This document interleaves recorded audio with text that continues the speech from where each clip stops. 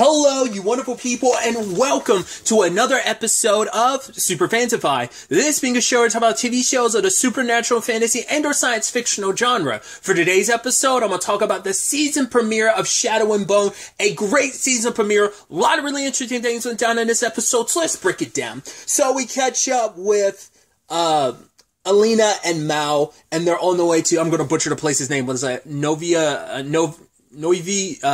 Zem, I'm butchering the place's name. Well, which was kind of an interesting thing we kind of learned about that place. There, it's like, what was it? Was it like the Zamani? Like, we don't, like, differentiate with the Grisha about what they are. Like, oh, you're a heart renderer, you're a healer, this and that. It's like, no, we're all, it was a very specific word they used. It basically means blessed. It's like, we're all gifted. We're all Grisha, but we don't delineate between what we are. You know, we don't use those words. Because I guess it's like, other people came up with those words to delineate the different type of Grishas. But it's like, yeah, we're all blessed. That's all that really matters. But yeah, that place doesn't seem like it has the same issues that, I mean, well, we don't know. We don't really know the ins and outs of like how, because we know how the Grisha have always been treated in that world. Obviously, Kerrigan's played his role in putting Grisha in a more important spot, especially when it comes to the army. But once again, that's in Ravka. We have no idea like how it play. I mean, we know in Fjorden, it's like the Grisha, I hate it, but we don't know how like other countries and places like treat them. So either way, Alina's plan is to find another, oh god, I'm already blanking on it, amplifier, like the horns of that deer. But it's like, right, no one has ever used multiple amplifiers before, so we have no idea what can end up happening to her. But the next one she's looking for is called the Sea Whip. But for her, it's like she needs to make these moves happen, because she's been having dreams about the fold expanding and Kerrigan, but it's like, no, he's dead. It's like, well, we, as the audience, know he's not. And the fact is, the fold has been expanding. It's not a dream. I guess because of the connection that they had at one point in time, they are bound together now. And so she's able to sense Kerrigan. I don't know if he can sense her. I don't know if I'd assume it's a two-way street, but she's having dreams about him. I can only assume he's able to kind of reach back out in very Freddy Krueger-esque way. But, obviously, it's very befitting considering, like, his face is all mangled. Not mangled, but it's jacked up. Which is so very funny. On some level, it's twisted to think about, but it's like, yeah, well, because obviously, you know, he plays a character, oh god, I'm blanking on his character's name in, Punisher. Ben Barnes' character. His alias, I forgot what it was. Jigsaw? I believe that was his name, because he's got his face is scarred the hell. Like, obviously in the comic books, it's worse than what it is in the TV show. But yeah, it's just interesting that now he's got scars on his face. Oh, how very, your pretty boy Ben Barnes is now like Jigsaw yet again. I think that's funny. I don't know if that's like what happens to Kerrigan, like if that's typically what happens to Kerrigan in the books or not. I think I was reading something somewhere like his character isn't like, or maybe he doesn't show up this early in the story or something like that. I forgot Kerrigan's deal. Like, I'm not well versed in the books, so I glimpsed at something somewhere, and I just can't remember what I was reading about Kerrigan. It was something about his role in the books that maybe it's not even what it is in the show. Like, he has a much bigger role in the show than maybe he did in the books. I don't know. Either way. And since I'm on the subject of Kerrigan, he ends up saving some Grisha, which includes Jinya, which is, I'm like, oh, that's interesting. Well, she did betray Alina, for her own, you know, benefit, obviously getting from underneath the Queen's treatment and stuff like that. And it's like, right, she's going to follow Kerrigan. I mean, obviously she's going to find out soon enough who he is. That's the thing of like, because Kerrigan and Alina are wanted for being like responsible for what's happening to the Fold. It's so sad that like what was kind of seen as the savior is now considered the ultimate enemy of everyone type of situation. But I'm curious, does Jinya, later on when Kerrigan returns and he has more control of the Fold and stuff, I don't think anyone's pieced it together like, oh, you're the black heretic, but probably just like, oh wow, you're taking advantage of yourself. But yeah, the Grisha in general, at least in Ravka, are at least experiencing the same situation they were experiencing before Kerrigan. Because the Grisha were always kind of hated. He was able to kind of curry favor with the kings of the past, and was able to sway them to kind of like be more lenient. This particular king in particular, he was able to kind of really sway to kind of treat the Grisha especially. But obviously in the past, like, he got betrayed by the king because the king was like, yo, you're too powerful and stuff. So But yeah, he ended up, but now it's like history's repeating itself, and it's like, because of you, the Grisha are being persecuted yet again, and he ends up killing a lot of people inside of that, those soldiers or whatever that were keeping the Grisha captured, including Jinya. And we got a glimpse of this at the in the season 1 finale, but now we're getting a lot more of what he's fully capable of now that he's pulled from the fold. That the shadowy creatures, I was like, oh, that has to be Volcra, but they don't have a form. They're actually just pure shadows. So I don't know if that's a manifestation of his power being inside of the fold and having better control of it now, whether it's like a further extension of his power, or is that actually the Volcra, but that's the form they have to take on. They become like they have like a solidified form inside the fold and outside the fold. In the outside of the fold, the only way they can exist is in the corporeal form, like, not a corporeal form, kind of an elusive form like that. But it looks like it's just straight up an extension of his power, because the moment they disappeared, they folded into him. So the Volcra is one thing, these things are potentially something else, or maybe he kind of gave birth to a new breed of Volcra. That, those are the old school Volcra that have been in there for centuries. These are the new school Volcra that kind of stem from me and the Fold. So, for him, it's like, right, I might as well, like, take the king off the board, and I might as well, like, oh, like, I'm famished, so I'm gonna go to this nearby place where the first army is awaiting. I'm gonna wipe them out and fix something to eat. Follow me. And it seems like Jinya is going to be like that void that Alina, like, obviously Alina still serves a purpose because he still needs her to amplify his own power, but it seems like Jinya is going to be like that, kind of queen by his side, especially, I think, considering what her story is and how Kerrigan played a role in that, kind of helped save her from, like, her circumstances of kind of having to serve the queen. Like, she was able to kind of get from underneath all of that, and now, of course, she's going to follow Kerrigan wherever he goes, especially if it means kind of getting their payback against the Royals and just everything. So that's definitely going to be an interesting element to kind of keep an eye on. Circling back to Mal and Alina, it is really sweet that they finally kind of put it all aside, because they had the awkward thing of like, oh, there's only one bed here, and they're relaxing on it when they make it to their destination, and they finally kiss, because he's already had so many regrets in his life that it's like, right, so many like lost chances, and wasn't about to let any other chance slip by. So him and Alina make out. So she ends up finding out more about where the sea whip might be, and so does Mal, because there's a certain part of the sea that no ship goes to. Fishermen avoid, even like, I think, like, wildlife kind of avoid being around that area. So this is the general area to look at, but it's super dangerous. Alina even lit up a map to showcase like, hey, like, there's something here. It was hidden on like a very old school map. Sadly, the first, the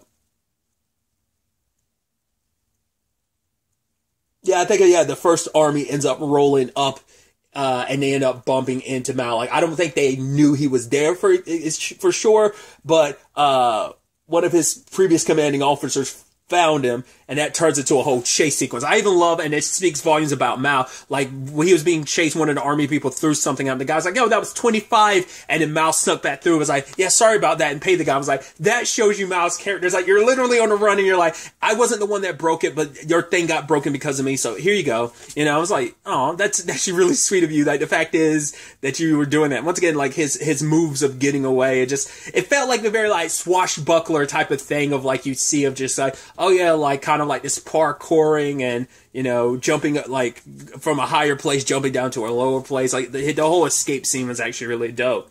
Luckily, Alina caught up with him, but before the army could get to him, the nearby people, I don't know if all of them are Grisha or whether they are just people of that country, but the fact is that they helped Alina, because the lady in the library, you could tell she was kind of talking about, like, oh, it being a bless, and, like, she made some reference about light, and you're like, wait, does she know that Alina's Grisha? But it also seems like she knows that Alina is the the Sun Summoner, and it's like they know exactly who she is, and they don't believe the stories that were told about her. And I mean, I think for one, it's like because of just the Grisha treatment in general, but also they believe in her as the Sun Summoner because she is spectacularly rare. They do probably look at her as a saint as well. So luckily, they were able to get away. And this is where we have our stories start converging because everything with Kaz, Inej, and Jesper end up colliding with Alina because they end up coming back to Ketterdam and finding out, yeah, you're wanted for murder. Also, the Crow Club was taken from you because we find out that Pekka Rollins ended up killing Helen, and Helen or Helena, the woman who owns Inej, and you're like, oh, that works out. But now it's like everything that was under hers is now Pekka Rollins, which includes the Crow Club and Inej, the menagerie, which like owns her, and she, so.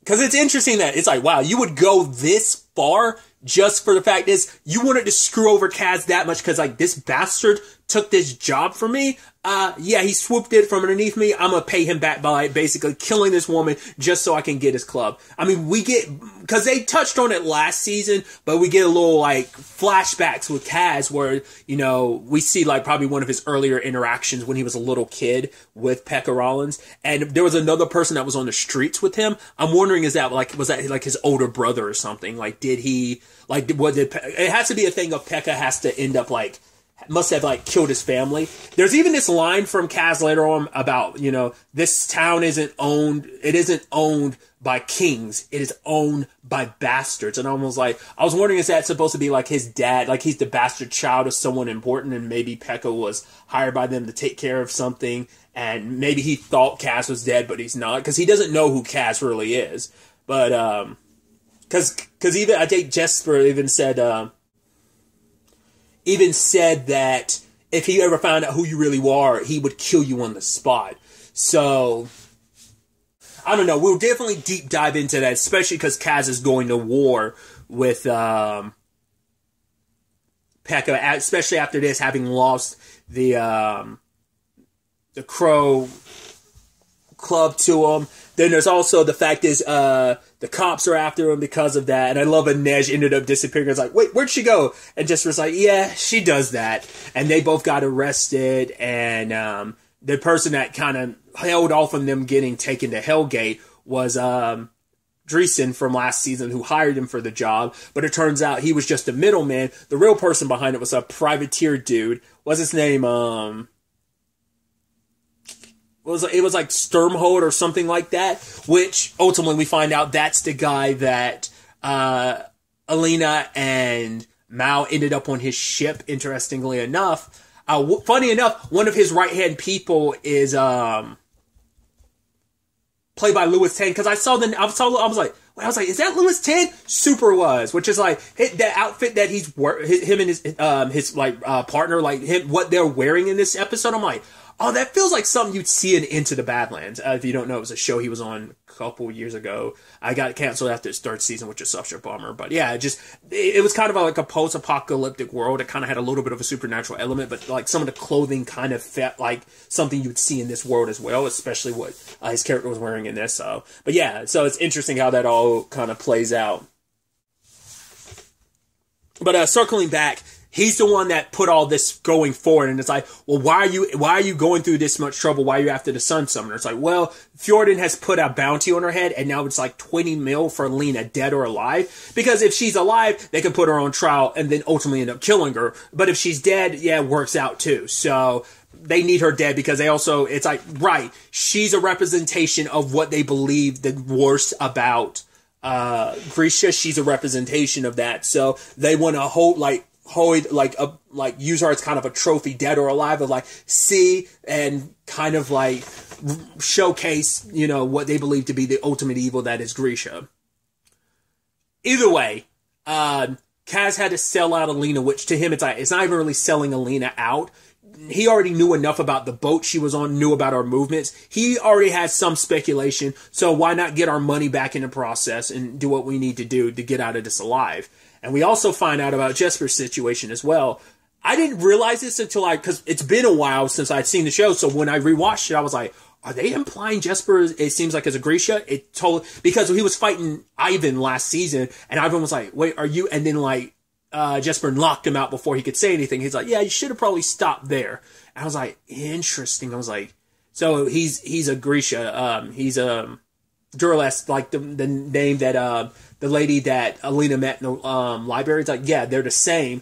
So it's like, and he's known for a while because it's like, right, you were able to fix my cane. You were able to, like, fix your gun so easily. He's like, I knew something was up, and it's like, right. And I have no interest in sharing your secret. So even Inej doesn't know, and I'm curious when the time comes. I wonder why is Jesper, like, hiding that, you know? Like, I don't know if it's, like, necessarily, like, a shame thing, but it might just, it seems like he has his own circumstances, and maybe that's, I mean, their circumstances are what probably, like, brought all three of them together, Inej, Jesper,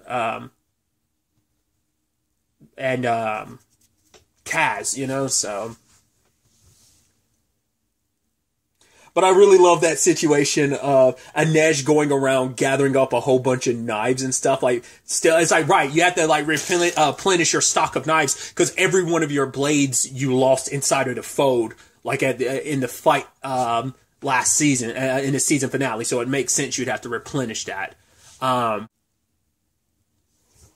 Kaz and Jesper are walking, and it's like, Inej, what did you find out? And then she slides in the frame out beside of Jesper, and he's almost like, what the? I love that she does her Batman thing of just, like, popping up and just disappearing at free will. I love that. But yeah, she's the one that found out about Pekka Rollins and everything, and Kaz knew what it meant, and so he was going to give Inej money to disappear. You go to Alina because Alina needs you. This is going to be your freedom. She's definitely going to need you with a bounty on her head. So yeah, but the problem is Inej isn't going to leave Jesper and Kaz under these circumstances alone. It's like, you need us, you know, because for him it's like, this is my fight. I don't want to drag you guys into this, because he does care about Jesper and Inej. Definitely cares a lot about Inej, a lot more than he kind of lets on, but obviously it's pretty clear about how he feels about her. Regardless of it, you can tell he also didn't want her to go. Having her by his side is exactly where he wants her, so it's like, okay, so we'll figure this out. Inej ends up running into Nina, which I did not remember that until I rewatched the season, which it was a good thing I rewatched season 1. But yeah, Nina was on the, and in the season 1 finale, she was on the same boat as him and overheard everything. And it's like, how very poetic that Nina, who was supposed to work with them in the first place because of Arkin, is now, and that's why when they found out, like, wait, Nina, it's like, she's like, oh, like, is there some other famous Nina? It's like, weren't you working with Arkin? Did you trust him? It's like, no, the guy was super shady or whatever. And it's like, yeah, he got what was his. And so,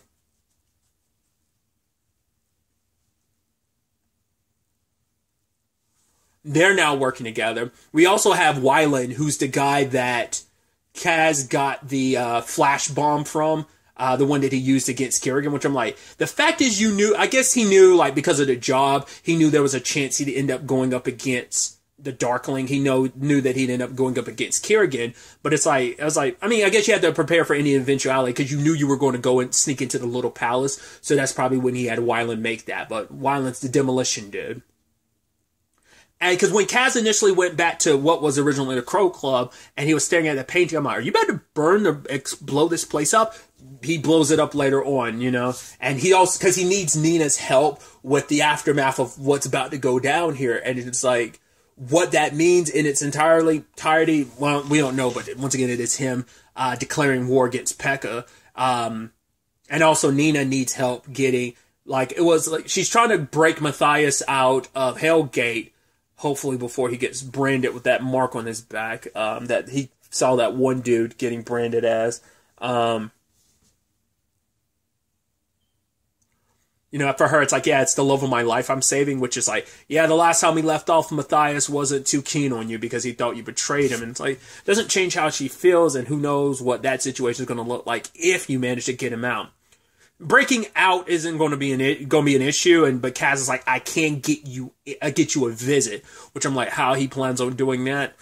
Maybe it has to deal with this whole aftermath of blowing up the Crow Club, but interesting developments on that front. So both crews are in pretty interesting spots. Alina and Now, I wonder how they're going to handle the whole situation with that privateer dude, like, convincing him, like, to help them, especially because it's like, yeah, we're out here in the water, might as well help us find this, amplifier, but, you know, he's got his own, like, bills, like, it's like, no, I'm going to get paid for handing you over because I'm getting, like, 20 mil for you dead or alive, so, and, Kaz is starting a little war of his own, and then Kerrigan's making his move, so, it's definitely going to be really interesting to ultimately see where everything ends up taking us going forward into the next episode. But really, that's all I want to talk about. Till the next time we meet, be happy, be safe, live life to the fullest, and enjoy it. Good day, and goodbye.